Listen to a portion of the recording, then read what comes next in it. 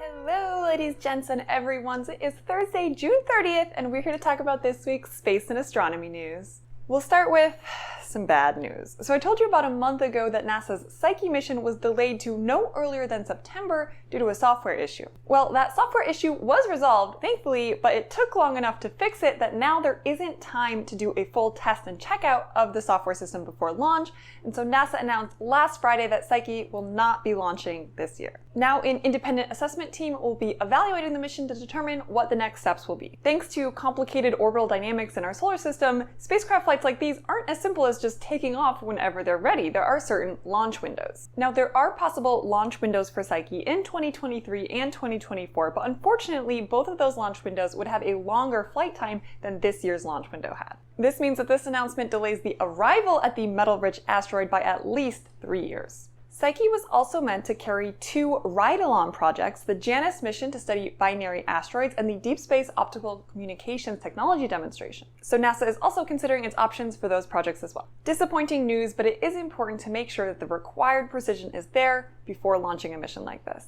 In better news, NASA's CAPSTONE, that is Cislunar Autonomous Positioning System Technology Operations and Navigation Experiment, I think, did launch successfully earlier this week. CAPSTONE is a CubeSat that is going to test out the unique lunar orbit that the Lunar Gateway is planned to occupy. CAPSTONE is currently still attached to the third stage of the Rocket Lab rocket it was launched on, which is called Lunar Photon, but in a couple more days it will reach its lunar transfer orbit and be set on its own to use its own propulsion. For fuel efficiency, it will actually take about 4 months for the little spacecraft to reach its target orbit, which is called a near-rectilinear halo orbit. This orbit goes around the poles of the moon and passes as close as 1,000 miles at periselene and as far as 43,500 miles at aposelene. The advantage of this orbit is that when Gateway is using this orbit, it will reduce the delta V that's required to get the Artemis missions to the moon, and it also has minimum communications blackouts with Earth. So congratulations to the CAPSTONE and Rocket Lab teams on this successful launch, and bon voyage to the spacecraft.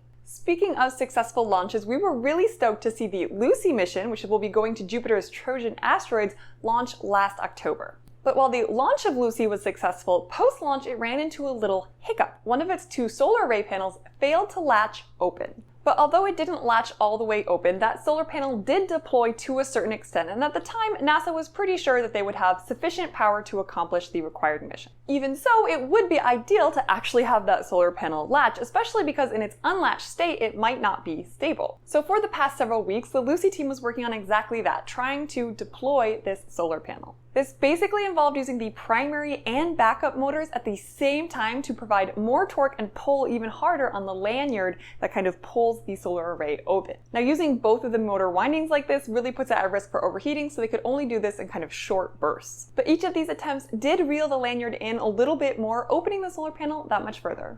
The team now estimates that the solar panel is between 353 and 357 degrees open, where 360 would be fully deployed. This increase in area will definitely allow the spacecraft to produce more power from the array, but furthermore, having it open actually increases the tension and further stabilizes that solar panel, even though it's not quite latched. For now, because the spacecraft is entering a period of limited communications, they are pausing this effort to continue to deploy the solar panel. What they've achieved these last couple of weeks is really good news for the continued successful operation of Lucy. We all know that we are less than 2 weeks away from JWST images being released publicly for the very first time.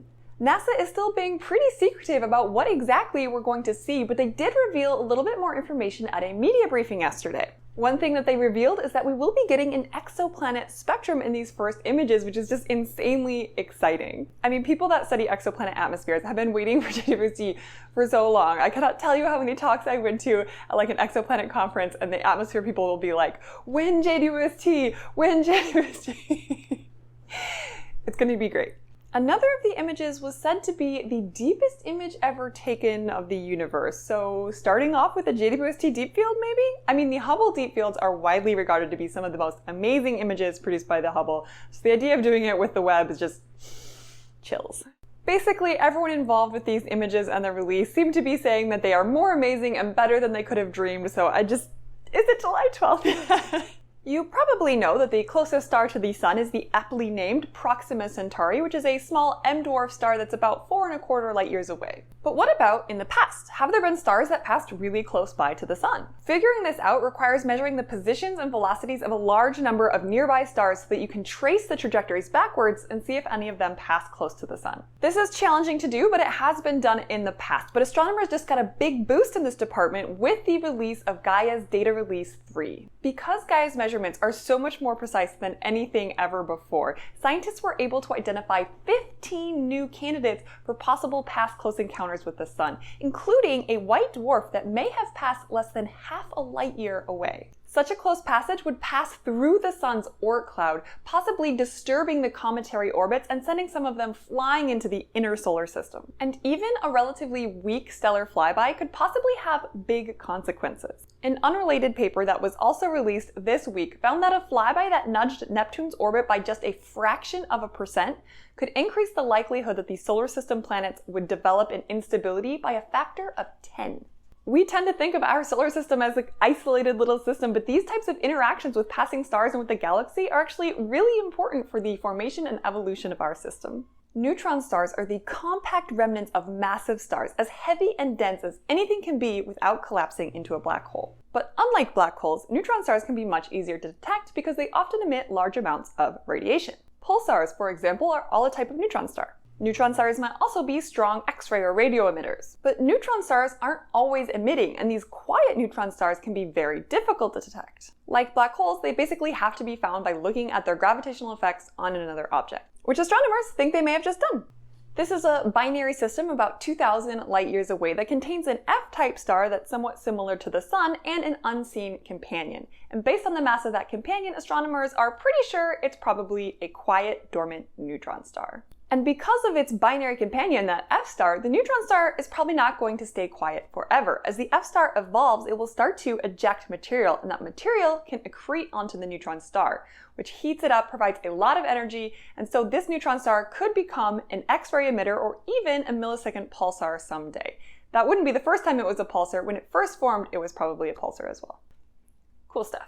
Well, that is all I have for you this week. Thank you so much for joining me, and I will see you again next week. Have a good one. Bye!